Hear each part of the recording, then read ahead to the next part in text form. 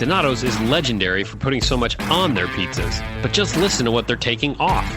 Right now, buy any large pizza and add a large one-topping pizza for half off. Use promo code HALF. Donato's, gotta love more. The Sports Desk at the Columbus Dispatch presents the BuckeyeXtra Basketball Podcast. With your host, Ohio State basketball beat writer Adam Jardy. Brandon Matisse says, "Give me the rock." Here it goes. Up and away. Slam jam bam, and now he does a little dance. Now, the BuckeyeXtra Basketball Podcast. Hello, everyone. This is Adam Jardy from the Columbus Dispatch. Today is Monday, June 15th, 2026. It's my official duty to welcome you in episode 560 of the BuckeyeXtra Men's Basketball Podcast. Welcome to Jubilation City. Welcome to a week where I am not around. Recorded this podcast in advance, as I mentioned on the last one, because I'm on jury duty this week. Or at least, as I'm recording this, the plan is for me to be at jury duty all week. We'll see ultimately how that plays out. I have no idea. This is all brand new for me. I've never done it before, but I'm scheduled to be on jury duty all week this week. So I did want to get you a podcast, at least to hold us over until I get back the following week.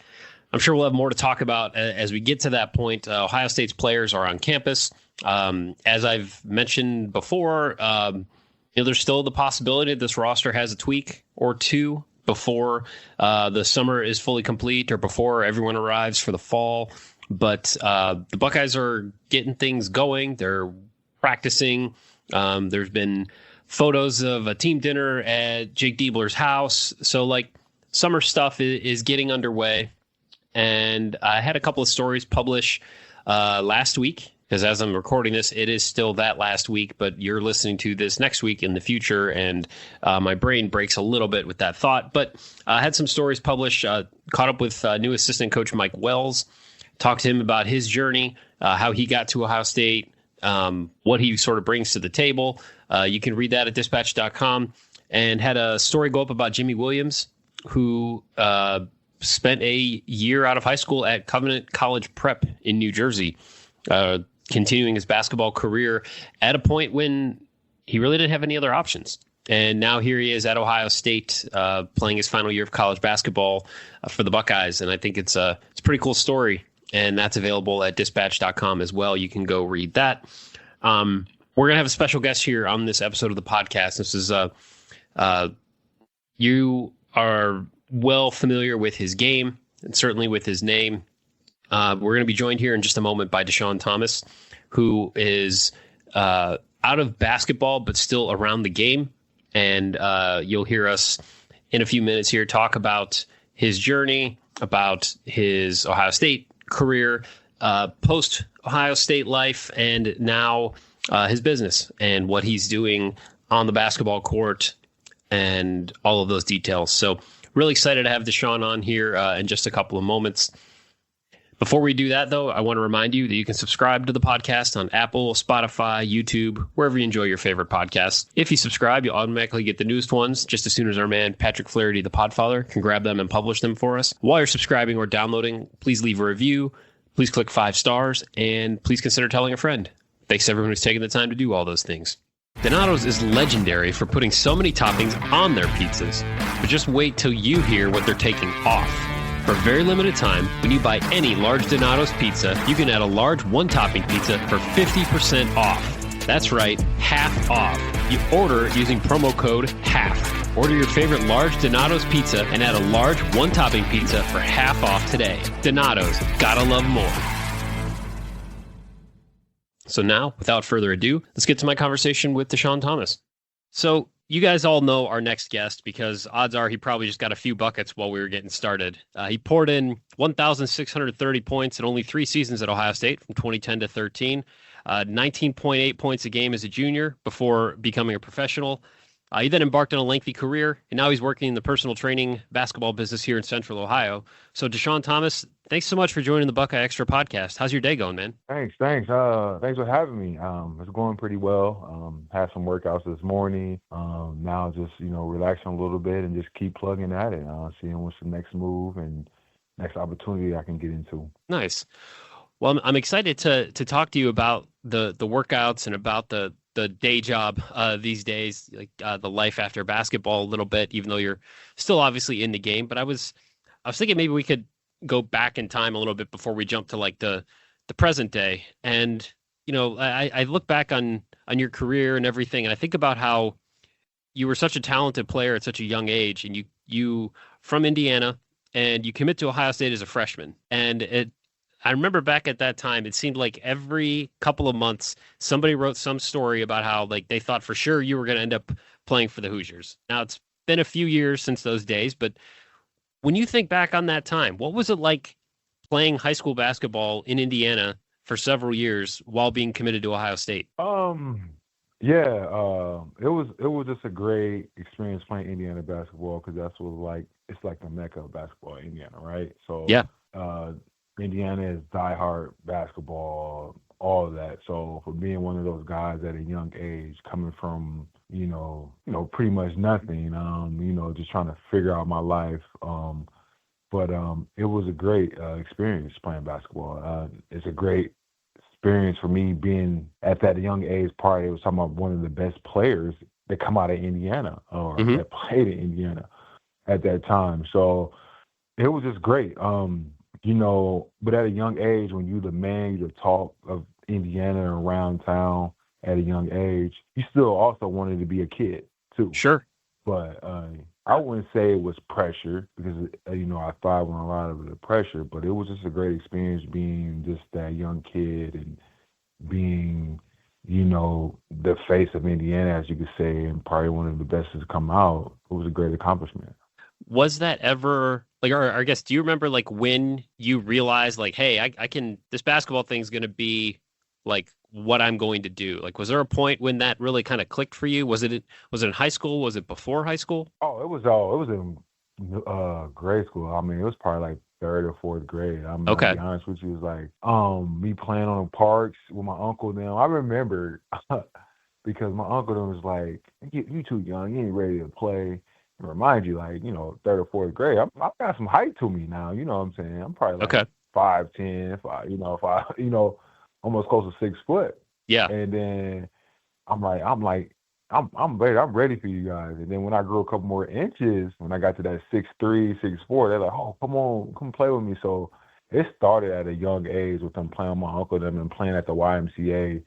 And then it's just like my career took off from there. So you spend pretty much your whole high school career then, like I said, playing in Indiana and being committed to Ohio State. Like how much like was there pressure for you to stay in Indiana, and what did it take? What was it about Ohio State that kept you stayed? Because you never wavered on that from the day you committed until the day you got on campus. Like, and I was young. It's funny. Like it's funny you look back at it as being older. It's a funny story because I went there. I mean, on a visit as an 8th grader to Ohio State. My assistant coach snuck me down there on a visit.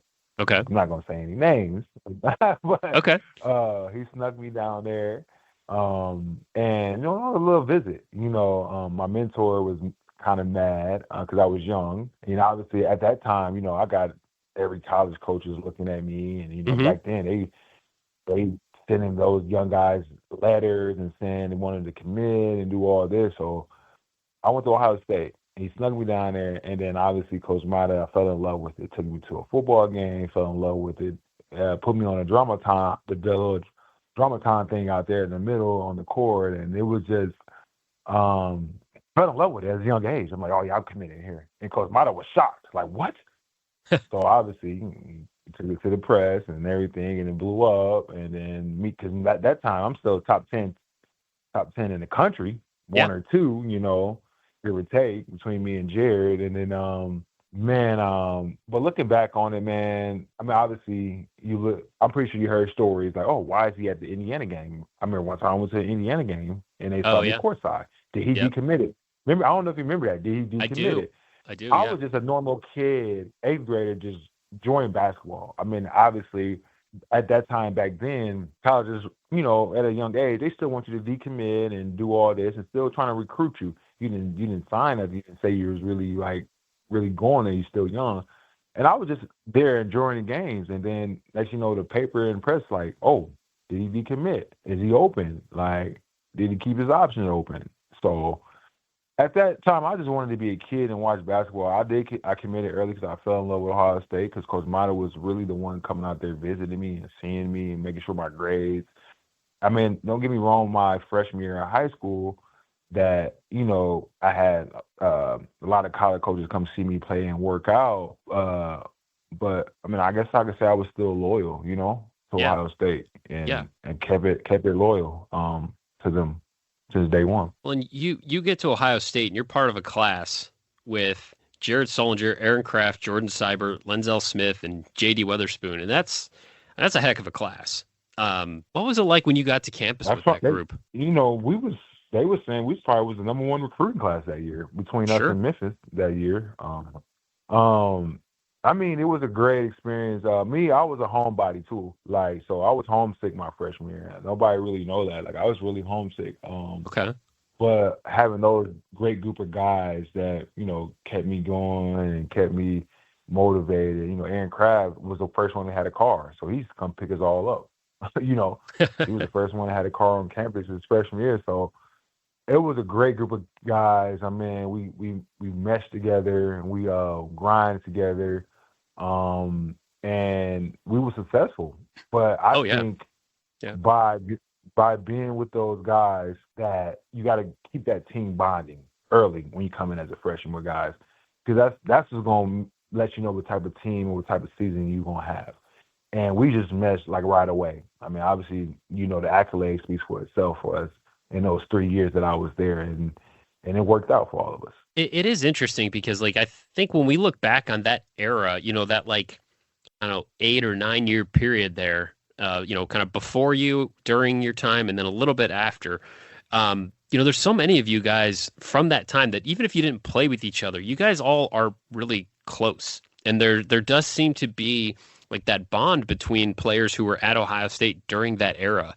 Why do you think that's the case? Like, what is it about that time or those players that, you know, 20 years later or whatever, in some cases, like, you know, there's still that level of connection? I think just because it's like a brotherhood. I think we just connected, we grinded together, we went to war together, and I think it's just the Ohio State and how they just keep us all together, meaning that we have vet camps, we have this coming up. They always keep in contact. I think that's why we all still contact after our college careers and some of our professional careers. I think it's more so of just that of Ohio State and how they welcome us when we come back in open arms, and that's how we all stay together. And it's just the grind together we did back in those days, and we kept each other in contact with each other. I think that's the biggest thing, you know, and it was like brothers. I mean, but it's also part of the recruiting class too. You know, Coach Mata was great at the recruiting class. He recruited great guys, humble guys, you know, wasn't cared about themselves. It was all about together. And I think that's why we still connected to this day. And it's kind of crazy. We didn't even play with Mike Conley and Greg Odo and them. And we still act like we played together in college career. That's just the Ohio State culture and how you bring former student athletes together, and it's just a great bond. Yeah. So like you said, that your time at Ohio State, you can look at the numbers and we can look at, you know, where each team got each season. That freshman year, though, Thad always has talked about how that Kentucky loss is the one that, like, burns him forever. Like, he'll just never get over that because of that team you had and the bracket and the way it all lined up. That was such a difficult number one seed, man, right? Yes. Yeah. So when you think back on that, like, what did it take for, I guess, you guys to collectively move on and to do what you did the next year, making the Final Four? But like, what, in hindsight, like, what stands out about that Kentucky game and then trying to put that behind you? Man, it was tough because, you know, we was great that year for the seniors that we had, Dave Lively, Dallas Lauderdale, John Deeber. Man, that was a team that was very, very special, especially with those freshmen that's coming in. Looking back on it, it was a tough for us. I mean, It was a tough loss because we would have did something special. We got to understand, if we would have won that game, we probably could have been in a back-to-back Final Four, right? Yeah. You think about it, you Yep. know, because we went my sophomore year. Looking back on that game, it was a tough loss. I mean, game-winning shot from the guy. I think Brandon Knight went, like, he was only like 2 for 17, 2 for 15 that game, and he hit a game-winning shot. But looking back on it, me as a freshman, I cared too much about it for the seniors, the great guys we had, Dave Lighty, Dallas Lauderdale. We wanted to win it for them. We wanted to get there for them. That's my take on it, you know. And I think that will really haunt us the most. And I'm pretty sure for Mata and his way too, for those guys that he had before us. And I think looking back on it, it was like, man, if he would only missed that shot, or we would have made one more bucket or defensive stop just for those seniors that we had, you know, that would have been great for them. Yeah. So like you said, you could have been back-to-back Final Four teams. You go 34-3 as a freshman. You make the Final Four as a sophomore. Putting you on the spot here, which team was better? Hey, I mean, we had a lot of seniors, but you gotta understand, you want to go with the Final Four team because we made it. You know, I mean, that's what anybody would say, right? Yeah. The team that went farther. Don't get me wrong, that freshman team, that freshman year squad was amazing for the talent that we had. But I mean, that Final Four team was special. You know, more so it was, you know, me, Jared, Linzel, Kraft, Evan, you know, Sam Thompson, Amir Williams. Man, we had a nice squad. So it was a versatile squad. I mean, too, you know, especially I think going that small ball, me playing the forward. You could say, okay, that first year. I mean, you had Dave Lighty playing the forward that freshman year too. So I mean, we would cancel out with me and him guarding each other. But I'd love to see that. But I think that Final Four team is obviously was the best because we made it there. You know. Yeah, that's fair. That's fair. I'm going with the Final Four team. Okay. So it's interesting too to look at your career and think about that in like this era of college basketball with NIL and with the ability to profit while you're in college. When you think about that, you think about, like, I mean, after your junior year, it was kind of like it seemed like you had to go. But like in this era, how do you think that could have impacted what your career could have been at Ohio State? Like, do you think an NIL situation would have enabled you to have a fourth year at Ohio State? For me, I think totally for me, yes. I think, man, the NIL is just, obviously, I'm all about the guys making their money. I mean, I'm all about that. I mean, because, you know, back then when we played, we played for something to just, you know, be a better basketball player, get to the Final Four, you know, for Ohio State. NIL would have been great. I mean, I remember days, like you said, I mean, you know, it was days that some of us couldn't really eat as much. So we had to figure it out. I mean, luckily I had a girlfriend at the time, you know, she cooked, but it still was a grind. We had something to work for. That was, you know, get to the Final Four. And obviously, potentially, guys had dreams to get to the NBA. But for me, NIL, I would have stayed all 4 years. I would be honest. Yeah. I would have cashed that check because, you know, looking back on it now, my career was going, you know, for the NBA. Obviously, it didn't pan out, but obviously it panned out me playing at the highest level overseas. Mm-hmm. But I mean, at that time, me being a tweener, and you know, I would have stayed. I was like, all right, I'm gonna say 4 years, cash my whatever, $2 million, $3 million, whatever I was getting, and stay all 4 years. Why not? Because at some point, it's stability. It's you know, you never know. You could have got hurt. You know, anything can happen. But you made a couple million for 3 years, 4 years, then you're good. You know. I would have stayed all 4 for sure if it was the NIL back then for me. Yeah. I would have cashed my check. Yeah. Sure. So, like you said, you did have 100%. You had a lengthy professional career, and like you said, the NBA didn't ultimately work out. But when you're playing overseas and you're in different countries and you're in different leagues, like I get asked a lot by readers and listeners, like what overseas life is like, and I know it can vary from team to team, league to league, country to country, but what was that like in general, overall? Like what is that experience like when you're overseas, you're playing in different leagues, different countries? Like Can you just maybe explain to people a little bit of just what that feels like to go somewhere else and play the game? Yeah, I'll piggyback a little bit on going through the process of obviously I got drafted and then second round. Thought I was gonna go higher, but it failed in the second round. But I knew I was gonna have to go overseas. That's what Spurs told me. They was like, man, I thought you were gonna go higher, but we couldn't pass up on you. But you have to go overseas. I was like, overseas? Like, all right, cool. Very different, very different. I mean, but I went to Paris my first year, so that was a blessing. I didn't go to no country that was somebody and wasn't nothing out there or crazy country or anything. My first year was Paris, so it was cool because everybody talk about Paris in America. But I remember the first time that my son at the time, because I had my son my sophomore year, and my girlfriend, she was my girlfriend at the time, which is my wife now. We got off that plane and we couldn't read the signs, man. We was like, what did we get ourselves into? He started crying. I'm like, don't do this. I'm like, man, this is crazy. I said, what did I get myself into coming to Paris? It was very difficult for us. But then what really helped me my first year is seeing other Americans who had kids on the team and that played many years over here already.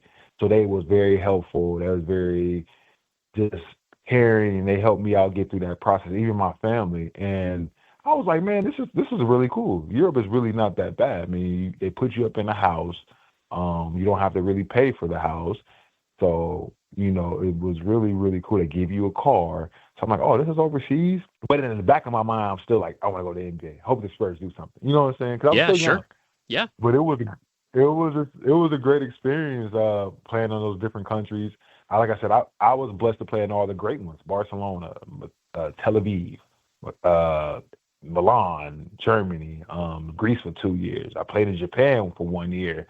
I was in Turkey. So my stop was through my career, because by my performance, I was at all the good countries. That really wasn't bad, Yeah. So it was a great experience. And like I said, a 12-year career was a blessing. Yeah. And Yeah. it was a very, very blessing. So how do you ultimately know then when, hey, I need to figure out what life is like outside of basketball? How did you know it was time for you to, and I don't even want to say hang up your shoes because you're still using them, but how did you come to that decision that like, all right, my playing days are done. I've got to figure out what's next. Well, I think obviously when things were starting to change overseas for me from a business standpoint. Okay. I remember, I think it was year, I would say 10 or 11 in my career, I would say, when I was playing in Milan. It's just things started feeling a little different. The business side, it wasn't having nothing to do with the basketball. It didn't have nothing to do with me coming in and practicing, performing. It had to do something with the business side of it, which it was kind of different, like in Europe. Like in the NBA, the business side started coming up, but you still can make, you still make money. Next year, if something if it doesn't go right, you're still gonna make a couple, some money. You'll make some money. And Sure. Europe is a little different. When you're playing at a high level team and for a high level coach, and the business side is coming to fall and part into it, your market gonna change for next year. Yep. And then it gets to a point for you as a man and a human being and knowing your worth. Is it worth it being away from your kids, at the time? Yeah. Is it really worth it? I'm already been 10 years, 11 years not missing half of my kids' lives, Right. So I got to that point, and then but I was like, okay, obviously I'm still playing, I'm still in great shape. So I'm like, all right, I signed in not EuroLeague no more. It was Euro Cup. It's the little brother of EuroLeague, but they still can pay. They still got good teams, and it was in Barcelona team. Playing well, being me, and then boom, another business. That business, it didn't have nothing to do with basketball. I was one of the leading scorers. But another business fell apart into it. And I'm like, man, this is definitely going to hurt my market for the next year. Yeah. It's just, I'm like, you know what? Is it really worth it? And then, I was missing my kids and my son that was wanting me to stay home. My son was getting older. So I made a decision. It was a tough decision. I mean, I probably could have played one more year or two, but I made a decision for my family and for my kids to be like, be there for them and be there for my son for high school. Yeah. So yeah. It was very tough, but I had to do what I had to do. I had to sacrifice. Yeah. So now you have this post basketball career where you're still in the game and you're part of Mobley Thomas training with John Mobley's family. How did this all come about for you? How did this get started? Like, how did you guys get acquainted with each other? How did the ball get rolling here? Man, you wouldn't believe it. So after I got home from the second team, the last team, well, actually, I transferred from a team in Spain that same year and then went to another team to try to, keep my market up. And I was in France. It's kind of crazy. I started in France. My last stop was in France. Ain't that crazy, man? Yeah. It's crazy. So I was still in the verge of thinking about playing. Obviously, I had to weigh my options and see what, it was out there for me. And that was 2024. Yeah, it was 2024. And then, my son was working out with Mobley when I was playing overseas. My wife found him on Instagram, and I was like, man, I know him. I said, because I met Mobley Jr. before he went off to high school, COVID year. And that's how I met Mobley. So I was like, I know him. And I was like, oh, yeah, I know him. And my wife was working out with him, going over there. It was up the street. And I was just like, I came back home, still trying to see what I want to do. I still had to stay in shape just in case, right? Sure. So I just clicked with Mobley. I was like, I'm going to just work out with Mobley. And then loved his workouts. My son was working out. We just connected right then. We said we met each other. Remember, we met each other at COVID year. And then I was still working out with him, still, was trying to figure out a decision what I wanted to do. And then when I did it, I was just like, man, Mobley, let's just do a training business together. And we just clicked right on there. We put our, brains together and figured out what we wanted to do and wanted to start the business, and it all worked out. It worked out. It's like my brother, man. It's like family for sure. So what is it about the way that you guys train that you feel helps you stand out, makes you different? Well, two great, obviously for me, playing at all three level. For me, know what it takes. Played at Ohio State, played overseas. Even played with the Spurs for those 6 months trying to clear my rights with them. I know what it takes to win. I know what it takes to be, be successful and get to the next level. And obviously Mobley experience with what he does with his son and his background on training and him playing overseas. Just the knowledge for the kids. They know what it takes. We thrive on a lot of the mental piece with the kids and how when things get tough, when you're not making shots, when you're doing the right thing out there on the court, when you're talking, like team stuff. We really thrive on our group. We really thrive on the group sessions because that's how kids get better and playing against each other. We do privates, and I think we'll just stand out differently. Just the experience, man, the knowledge to give to these kids to reach their potential and reach their next level. Now, you've posted on your Instagram about Hoops Trainer AI. And Hoop Scout AI, yeah. So can you tell people a little bit about what that is and how you use that? So I met a parent that trained his kid. He goes to New Albany, and we just clicked right away. One day his wife, I had my car in the shop, I did a workout. One day I was like, oh, I need a ride. I was going to Uber. His wife was like, oh, I could take you home, and she was telling me what her husband does. He builds apps, and he had his basketball app that's through AI, and talked to her about it. And obviously, he was looking for a face to be on it, and why not? A guy like me who played at Ohio State and has a lot of connections. And that night, talked to him, and me and him clicked right away. We clicked right away, and I asked him, like, can he do this? Can he do this? My basketball mind got involved with it, and he built it on it, and it was great. We built it, and what the app does is calculates a kid's performance in training. And obviously, it has the levels 1 through 10 on there. For me, it's showing examples for kids that can train at home, for kids that can afford it, So it calculates through AI, so I can take one of my kids that I train and upload a video, use the app, or you can upload the video later, and it gives you area analyzed on a kid's performance, strength, weaknesses. It grades you out of 100. it gives you feedback that a kid, AI is not gonna lie, that kid needs. For me, I wish I had it growing up. I always say I wish I had this growing up. What it would have took my game to a whole nother level. Just that feedback and analyzing it, and it's progress you throughout the years and months that you're getting better. So it's through AI. You just plug it in there, and it's give you every information on the kid, their strengths, weaknesses, what they need to work on, and stuff like that. So it's a good tool to have for kids that want to get better and get the information that they need and that they need to be successful. Okay. Well, two more questions for you here. First of all, how can people? Go ahead. In the Hoop Scout is something that actually I talked to Ohio State about it too. So Hoop Scout is something that it scouts a team. So say for example, I can go to an Ohio State game, record it, video it, put it in the Hoop Scout. It gives you all the stats the players have in the fourth quarter, first quarter. It tells you what this player runs. It runs what this team runs in the fourth quarter, or what they play runs 70% in the game. This kid shoots 30% from the three. This kid shoots 30% from the corner. It's a scouting on a team, and each team, each player, what they run. So it's really cool. Like Hoop Scout AI is really, really cool tool to have for coaches who want to scout teams and get information on them. Okay.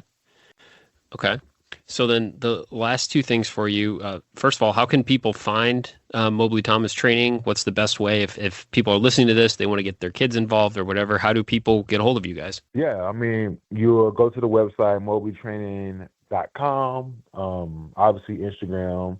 You can get a hold of us on Instagram. If you want to, get your kid some good training, you go to mobleythomastraining.com. Hit the scheduling, do Calendly, and it goes right to my phone or my notes, and I know what kid wants to get better each and every day. So mobleythomastraining.com and on Instagram too. Okay. And then last thing for you, because I know you're obviously around Ohio State. You're here in Central Ohio. Any early impressions on what we might see from Ohio State this season? Man, a lot of potential. I think it's great for Mobley Jr. to be, playing that point guard position. But I see potential. They can shoot it. I'm hearing that they can really, really shoot the ball. Adding Alex Smith, Thompson, 5-star, great Linsley guy. They compare me and him. Okay. Say he can really, really shoot it. I think the Buckeyes going to have something special. Let's go back to what I was saying, and I'm hearing that the kids are really, really together. I think if these kids really hang out, stay around each other, get to know each other, the season will be great. You don't want to start off for a year with freshmen and sophomores not going to dinner together, not hanging around. I think that's what me and Kraft and that freshman class did. We were just like always around each other doing something, and that's going to determine how the season goes. And I'm hearing that that's how these kids are. The really good, humble kids. They always hanging around each other. So I see something special. And then, I think Bynum is the X factor for me. He's a big X factor. And he's going to be a big key for them moving forward next year. For sure.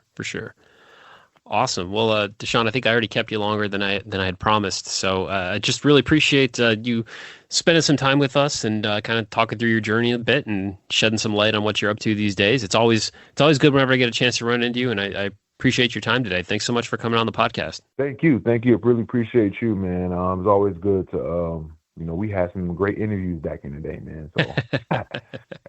So, appreciate you, and anytime, man. Anytime you need me to, do anything or help out or another interview, just let me know. And get on that hoopstrainingai too, .com too. Many of the kids that, really needing some good work and feedback from AI. It's a really great tool to have.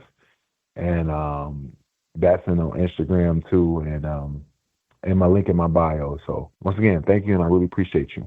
Absolutely. All right, so thanks again to Deshaun for coming on and going over all that with us. I hope you guys enjoyed that. Having a lot of fun having some guests on the podcast and going back down memory lane a little bit, but also just catching up with some guys. So if there's I have gotten a few emails, some suggestions on people that you'd like to hear me have on the podcast. If you have ideas, shoot me an email, ajardy@dispatch.com. You can tweet me at Adam Jardy. Reach out. Let me know. I'll do what I can as we move here through these summer months. I'm going to end this one now. Hopefully, by the time you hear this, hopefully things are going well at the courthouse. I don't, again, have any idea what I'm getting myself into or what this is going to be like, but hopefully it goes fine. Couple of good albums recently. I haven't really mentioned much on here, but I have been digging the new Courtney Barnett album, Creature of Habit. That's been a really good one. Casey Musgrave's new album is pretty good too. Paul McCartney's new album has been better than I maybe anticipated and has definitely grown on me as I've been listening a little bit more. Picked up an album by Snail Mail is the name of the band. Heard them on Sirius Radio and have enjoyed their album. So that's another one to consider. New Muse album coming out by the end of the month. And I think this is like the most Muse thing ever. I mean, I was planning on just, buying the album when it came out. I'm on their mailing list. I've been a Muse fan for north of 20 years at this point. And they announced that there were 1,500 copies of their new album that would have a special sticker on the album cover that they literally launched into space and retrieved. And I was like, okay, I guess I want the space record. So I'm excited that I think that comes out here by the end of the month. And with shipping, hopefully I get it by July, but I'm excited for that. So new Muse should be fun. As always, you can send along your questions, your comments, your love notes, your hate mail, and otherwise constructive criticism to me at Adam Jardy on Twitter or ajardy@dispatch.com. Thank you again for listening. Thanks to Patrick Flaherty for handling all this in advance and getting this out to you this week. Unless I'm turned loose, you won't hear from me until next week. So until then, be kind, take care, and we'll talk soon. Want a huge deal on a large pizza? For a very limited time at Donato's, buy any large pizza and add a large one-topping pizza for 50% off. Yes, half off. Use promo code HALF. Donato's. Gotta love more. Be sure and subscribe to the Buckeye Extra podcast in the iTunes Store, the Google Play Store, or on Stitcher.